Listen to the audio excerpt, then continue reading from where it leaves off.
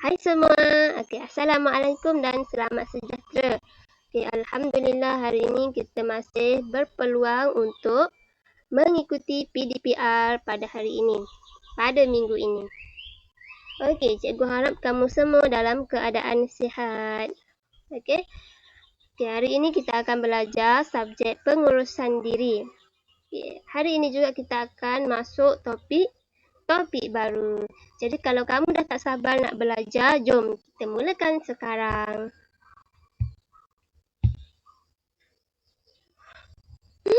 Apa dah jadi ni? Kalau kamu tengok dekat gambar nombor 1 ni, gambar sebelahnya cikgu tunjuk ni, ini adalah bahagian di ruang dapur. Kamu tengok sangat bersepah, betul tak? Sangat bersepah. Kalau gambar yang kedua ni adalah di ruang tamu. Ruang tamu ni pun sangat bersepah, sangat banyak mainan bertaburan di atas lantai. Jadi macam mana kita nak bersihkan ni? Kita nak bersihkan ni supaya rumah kita sentiasa nampak kemas, bersih. Jadi kita kena cuci, kita kena kemaskan. Jadi bagaimana kita nak kemas? Bagaimana? Kita nak guna apa? Mestilah kena ada alatan dan bahan untuk mencuci ataupun mengemas rumah. Jadi itulah tajuk ataupun topik yang kita akan pelajari pada hari ini, iaitu alatan dan bahan membersihkan ruang tempat kediaman. Ruang tempat kediaman ni adalah ruang yang ada di dalam rumah kita. Kita tengok slide yang seterusnya. Ruang tempat kediaman ataupun ruang di dalam rumah kita biasanya ada beberapa ruang. Contohnya ada ruang dapur. Ruang dapur ni kegunaan dia untuk memasak. Kemudian kita ada bilik tidur. Bilik tidur ni untuk kita rehatkan diri setelah penat bekerja ataupun setelah penat buat kerja sekolah. Jadi kita akan tidur di bilik tidur. Kemudian kita ada ruang tamu untuk kita santai-santai dengan keluarga. Kemudian kita ada bilik air untuk membersihkan diri. Kemudian kita juga ada store. Store ni tempat apa? Store untuk kita simpan barang. Kemudian kita ada juga garaj kereta untuk kita simpan kereta. Itu adalah antara ruang tempat kediaman. Jadi semua ruang ni kita kena jaga dan kita kena bersihkan supaya bila kita masuk rumah, kita akan rasa tenang, rasa selesa. Sebab itulah kita kena bersihkan rumah dan cuci rumah. Jadi untuk bersihkan rumah ni kita kena ada alatan untuk mencuci rumah, untuk mengemaskan rumah. Jadi alatan itu adalah gambar pertama ni adalah gambar penyapu dan penyodok sampah. Cikgu percaya dekat semua rumah, dekat rumah kamu semua ada penyapu dan penyodok sampah. Yang bawah ni pula adalah vacuum ataupun hampa gas. Fungsi kedua-dua ni adalah sama, iaitu membersihkan lantai dari debu dan kotoran. Jadi kita gunakan penyapu, penyodok ni untuk membersihkan lantai. Tak kisahlah lantai dekat dapur ke, ataupun lantai dekat bilik tidur ke, ataupun lantai dekat ruang tamu. Kita akan bersihkan, kita akan menyapu lantai tu menggunakan penyapu. Dan kita juga akan menggunakan penyodok sampah. Vacuum ni kita akan gunakan untuk, biasanya kita akan gunakan untuk membersihkan kapet. Tak kisahlah kapet dekat ruang tamu ke dalam bilik ke. Bila kita gunakan vacuum ni, lebih senang untuk kita sedut debu. Okey. Alatan yang kedua adalah pembersih sawang.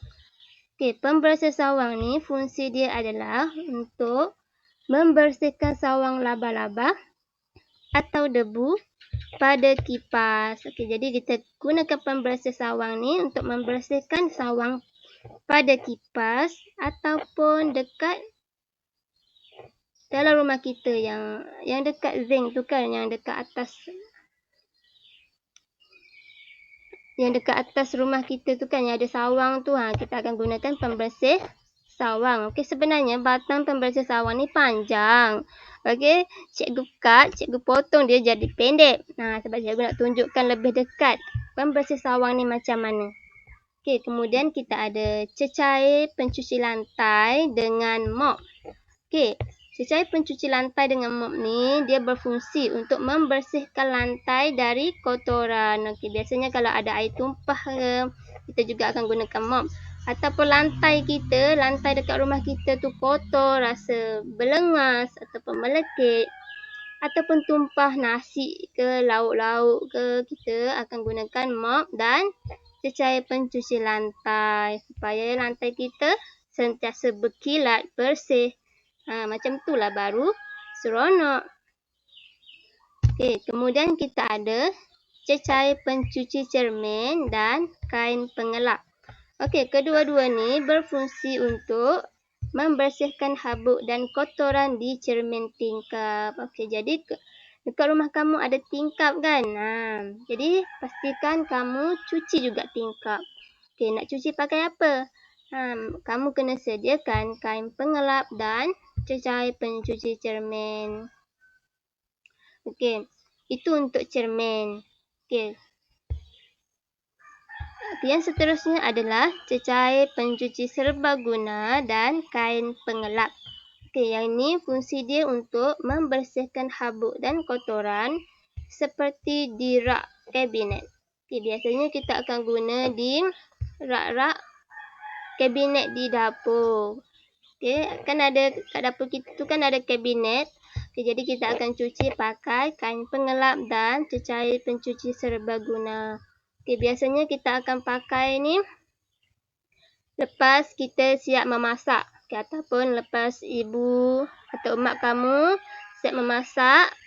Okey, kan ada kesan ataupun bekas tumpah-tumpah minyak ataupun makanan ke, jadi kamu kena bersihkan.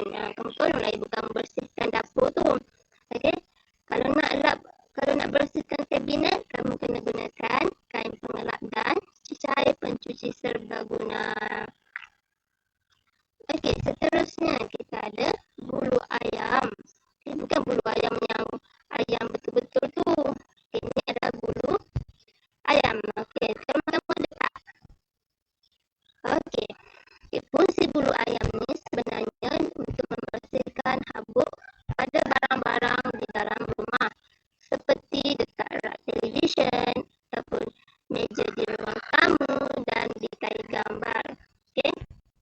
Kalau kamu tengok dekat gambar ni, dia sedang mencuci komputer dia. Okey, kalau dekat komputer kamu ada habuk, kamu bolehlah cuci pakai bulu ayam. Macam tu. Okey. Okey, jadi untuk hari ini kita telah belajar alatan dan bahan untuk membersihkan tempat ruang kediaman. Okey, untuk alatan dan bahan ni dia berbeza. Okey, untuk alatan ni, okey, nombor satu adalah penyapu. Kedua adalah penyedut sampah. Ketiga adalah mop, vacuum, pembersih sawang, kain lap dan bulu ayam. Okay, kalau bahan, kita ada cecair pencuci lantai, kita ada cecair pencuci cermin dan cecair pencuci serbaguna. Okey, jadi itulah topik yang kita pelajari pada hari ini. Okey, untuk lembaran kerja, cikgu bacakan arahan. Berdasarkan gambar di bawah, kenal pasti dan senaraikan jenis alatan dan bahan yang diperlukan untuk membersihkan dan ruang tamu. Ini adalah gambar ruang tamu. Jadi, cikgu nak kamu senaraikan alatan dan bahan yang digunakan untuk membersih ruang tamu ni. Okay, kalau kamu akan bersihkan ruang tamu ni menggunakan alat apa? Ataupun menggunakan bahan apa? Contoh, dekat ruang tamu ni ada tingkap kan? Jadi kita dah belajar tadi, kalau tingkap kita akan pakai alat apa? Kita akan pakai kain pengelap dan cecair pencuci cermin. Okay, lepas tu lantai ni kita akan gunakan penyapu untuk sapu sampah. Dan lantai juga kita boleh gunakan mop. Okay, kemudian untuk ini ada kapet. Okay, kalau kita nak sedut debu-debu, habur-habur dekat kapet ni kita akan gunakan apa? Jadi kamu kena tulis, kamu kena senaraikan berapa ni? Kamu kena senaraikan